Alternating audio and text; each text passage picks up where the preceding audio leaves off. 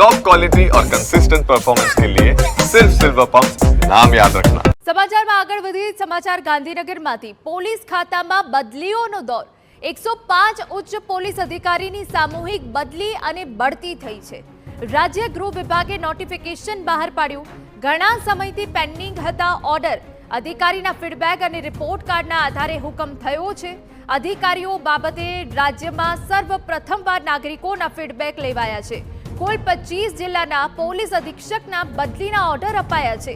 4 મહાનગરોના 32 જેટલા નાયબ police commissioner કક્ષાના અધિકારીઓની પણ બદલી થઈ છે।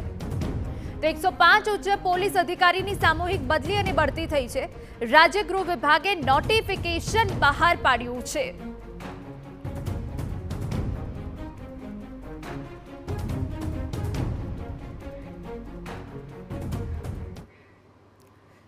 તો 105 અધિકારીની બદલી બઢતી થઈ છે। સંપૂર્ણ વિગત સાથે અમારા પોલિટિકલ એડિટર કિંજલ મિશ્રા જોડાઈ ગયા છે। કિંજલ, રાજ્યમાં સર્વપ્રથમવાર નાગરિકોના ફીડબેક લેવામાં આવ્યા અને બદલી બઢતીના ઓર્ડર અપાયા। સંપૂર્ણ વિગત।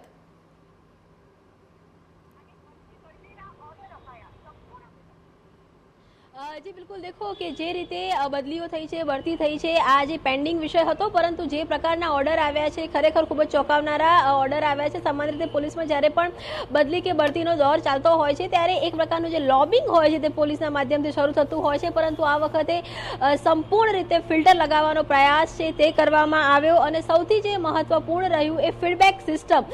જે ફીડબેક સિસ્ટમની મજાક હતી તે ઉડાવવામાં આવતી હતી, પરંતુ સરકાર ખૂબ જ મક્કમ હતી કે આ વખતે સામાન્ય જનતાના ફીડબેક છે તે લેવામાં આવશે। તો એ ફીડબેક લેવામાં આવ્યા। પોલીસના રિપોર્ટ કાર્ડ છે તે તૈયાર કરવામાં આવ્યા। ગુપ્ત રીતે પણ અલગ અલગ જે કહી શકાય કે પોલીસ બેડામાં જે લોકોની બદલી થવાની હતી, બઢતી થવાની હતી, તેમના જે રિપોર્ટ કાર્ડ છે તે તૈયાર કરાવવામાં આવ્યા અને તેના આધારે બદલીઓનો આખો જે કહી શકાય કે જે રોલર કોસ્ટર છે તે સરકારે ફેરવ્યું છે।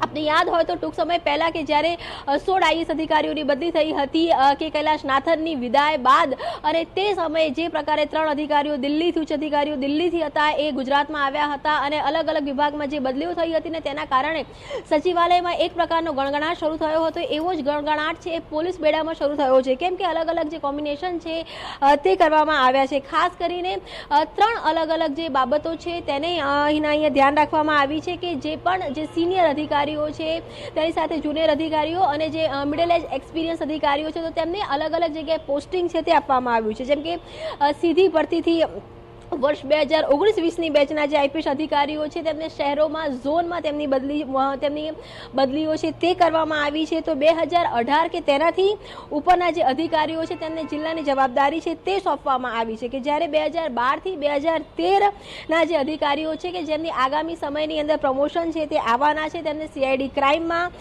કે આર્થિક ગુનામાં કે શહેરના કોઈક આર્થિક ગુનાની મહત્વની જવાબદારીઓ છે તે સોંપવામાં આવી છે।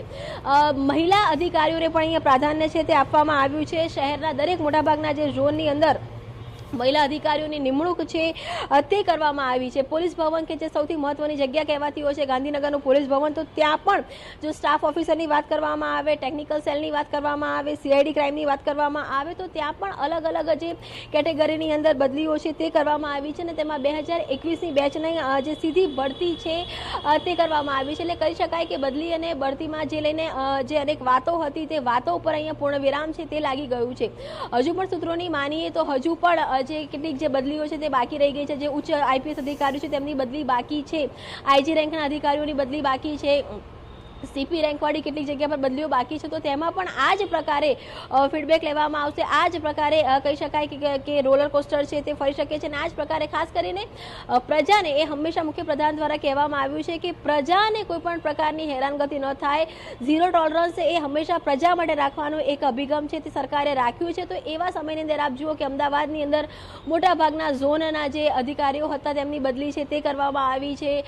વડોદરાના અધિકારીઓ છે તેમની બદલી કરવામાં આવી છે। કેટલીક જગ્યા પર ભરૂચથી જો આપ વાત કરીએ મયુરસિંહ ચાવડાની તો તેમને ભરૂચથી ગાંધીનગર લાવવામાં આવ્યા છે। તો ગાંધીનગરથી કેટલાક જે અધિકારીઓ છે તેમને અલગ અલગ જગ્યા પર મૂકવામાં આવ્યા છે। કચ્છથી પોલીસ અધિકારીને સીએમ સિક્યુરિટીમાં લાવવામાં આવ્યા છે. તો જેટલા વિવાદિત ચહેરા હતા તેમને સાઇડ ટ્રેક કરવાનો પ્રયાસ કરવામાં આવ્યો છે. કેટલાક જે નવા ચહેરાઓ છે તેની પર ક્યાંક ને ક્યાંક સરકાર દ્વારા જે દાવ છે તે રમવાનો પ્રયાસ કરવામાં આવ્યો છે. ખાસ કરીને કોઈનું લોબિંગ નહીં ચાલે અને અથવા તો જે પણ પોલીસ અધિકારી સક્ષમ હશે ત્યારે પોતાની જે સક્ષમતા છે તે પુરવાર કરવાની હશે. કામનો કોઈ પર્યાય નથી, આ પ્રકારનો એક મેસેજ આપવાનો સરકારે પ્રયાસ કર્યો છે અને એની કારણે જ 105 જે અધિકારીઓ છે તેમની જે બદલી છે તે સીધી આંખે વળગેલી પ્રકારની છે. બિલકુલ આભાર કિંજલ, તમામ અગત્યની જાણકારી બદલ. અધિકારીઓ બાબતે રાજ્યમાં સર્વપ્રથમવાર નાગરિકોના ફીડબેક લેવાયા.